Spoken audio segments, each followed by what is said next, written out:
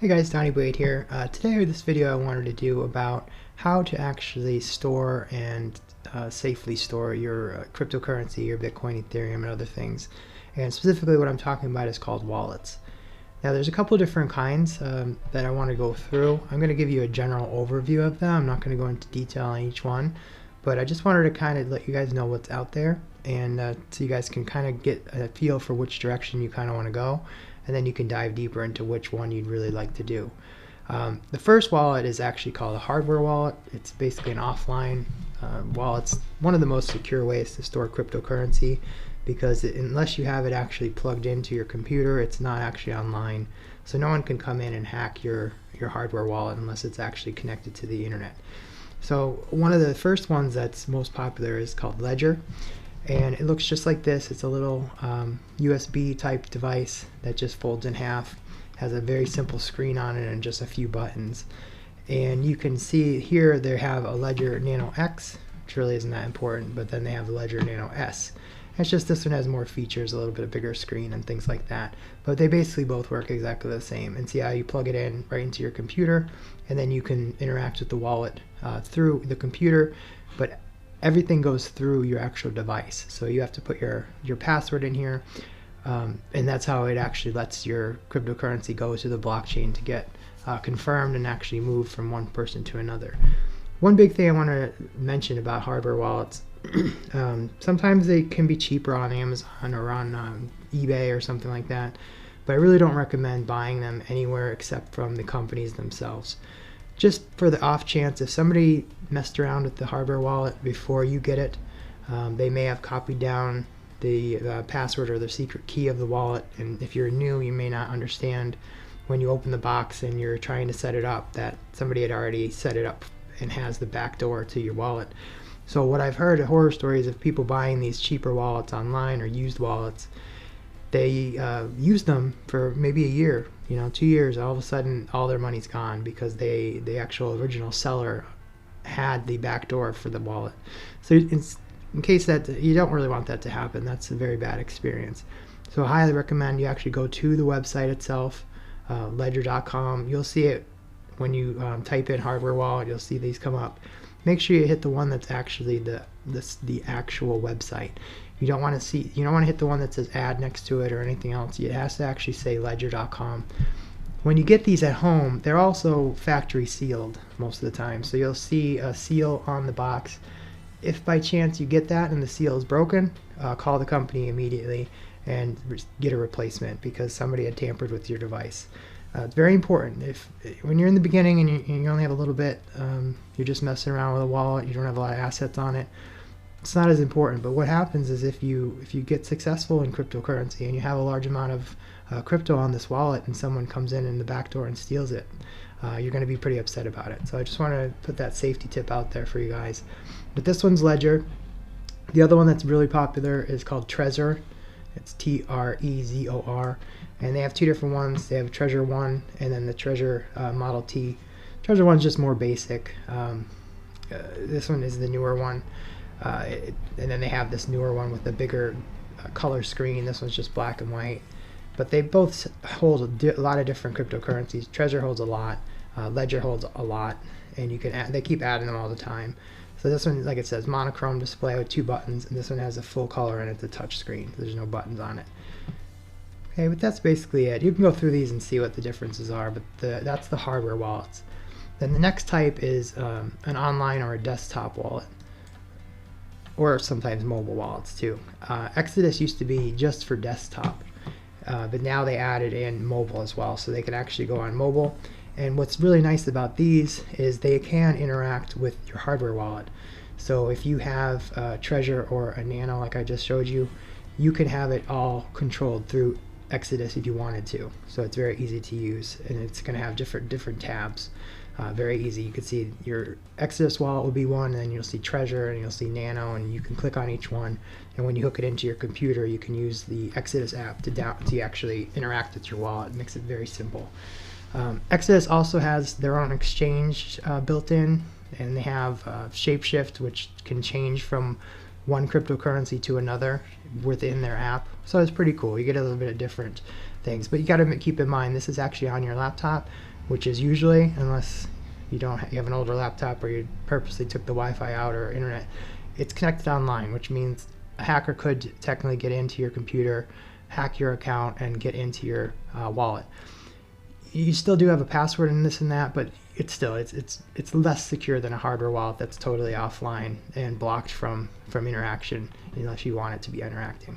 Okay, the next one here is Metamask, and this one typically runs within a browser. You'll have a little icon like this little fox head, and it's sitting on the top of your browser. When you're ready to use it, you can click on the Metamask icon, put in your password, and then you'll see just like this. It looks like your account, and you can have as many wallets as you want in here. This is online wallet. Again, you can be hacked. It's online, so anything that's online has the potential of being hacked. It is very secure, don't get me wrong. Exodus and MetaMask are very, very widely used and highly secure, but it is a step down from a hardware wallet, just so you guys are aware. But you could do everything on here. It adds all the ERC20 tokens, which are the ones that are based on Ethereum, so you can actually add all of those in. Very easy to use on a lot of the websites, and if you're doing any of the DeFi type projects, they will all interact with MetaMask, so you can do your staking and everything right through the MetaMask interaction tool. The last one, which is highly used but not as much as it used to be, is MyEtherWallet. You'll hear a lot of people call it Mew, M-E-W, and you could do that same thing as well. This is Ethereum only, so you can any of the Ethereum itself or any of the Ethereum-based ERC20 tokens can be used through here, and it is very easy to use. You can create a new wallet very quickly, and you can access your wallet, and they will interact again. You can see the hardware wallet here. There's a couple other ones that they have an option to, and they will actually interact with MetaMask as well. Okay, so there's a couple basic overview of the different options you have for storing your cryptocurrency and using your cryptocurrency. The hardware ones are more for if somebody really needs safety and they want offline. They don't want to have access to it all the time. They want to make sure it's safe. But when you're ready to use it, it's very easy to hook it into the computer, bring it online, and you can interact and do whatever you want. The online options, like the MyEtherWallet and the MetaMask, if you're going to be using it a lot, they're very easy to use because they're interactive, and they can hook up right into your web page, and you can do whatever you're doing on each of these sites. Like Unitrade uses the MetaMask a lot, and it's very easy. You can do different transfers through there. And that's where you're going to see, like when you're making a transfer from Ether or one of the ERC20 tokens, that's going to show you your gas and how much it's going to cost to actually send the cryptocurrency that you're transferring. So it is very easy to use, and you can change the speed that you want. If you pay more money in gas fees, your transaction gets higher priority and tends to get put up into the blockchain faster. So I don't want to get confused, and this is really a basic beginner overview of the wallets, so I don't want to get too in detail on each one, but I could, if you guys want to go through anything else individually. If I get enough requests for it, I'll actually do a deep dive into each wallet separately, because I know a lot of people have a lot of questions, especially as you're new. You really don't even know what a wallet is or how to store Bitcoin, so I wanted to just give this a 20,000 foot overview of what options are out there. There are tons of new wallets coming online every day, but I really recommend staying with the old tried and true that has a big background, a big following, large tech support, and they're established. So you guys, if you do have a problem with your wallet, you have somebody to contact and help out.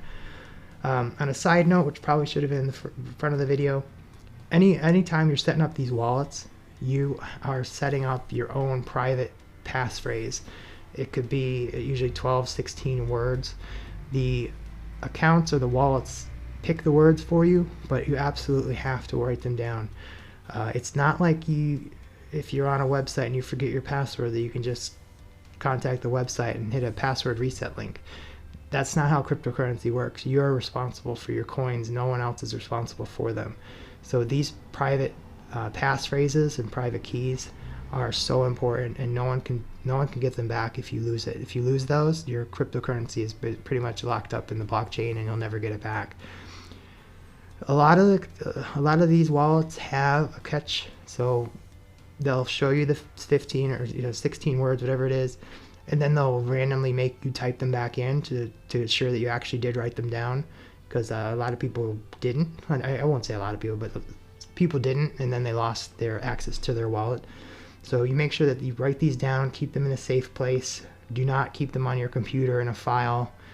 Again, you're putting your secret keys online. You want them offline on an actual piece of paper or wherever you want to keep them, and keep them in a, I would suggest a fireproof, waterproof area where you can keep these safe and out of reach. Do not keep them on your computer. Do not keep them in a file. Do not take a picture of them on your phone. Nothing like that where anybody can get access to your information. If you have a hardware wallet and you leave your mnemonic phrase on your phone, you might as well just have it on your phone, because you're giving away access to your wallet so easily when somebody hacks your phone. And you don't think it happens? It happens a lot. I myself, I've been hacked twice because of being online and talking about this on YouTube. So it does happen. So I just want you guys to be safe and learn from the mistakes I may have made in the past, and just keep you guys safe, keep your crypto safe. You're going to work really hard to get this crypto, and the last thing you want is somebody to come in here and take it from you. So I hope you got something out of this video. Again, I don't want to get too detailed, but I will if anybody needs. So leave a comment below, ask questions, and I'll try to help everyone out get started in the right, safe way, and get a good start on cryptocurrency so you can be here in the future. So I appreciate that you guys watching the video. If you haven't already, please like the video and subscribe to the channel. And I'll talk to you guys soon. I appreciate you watching it. Thanks.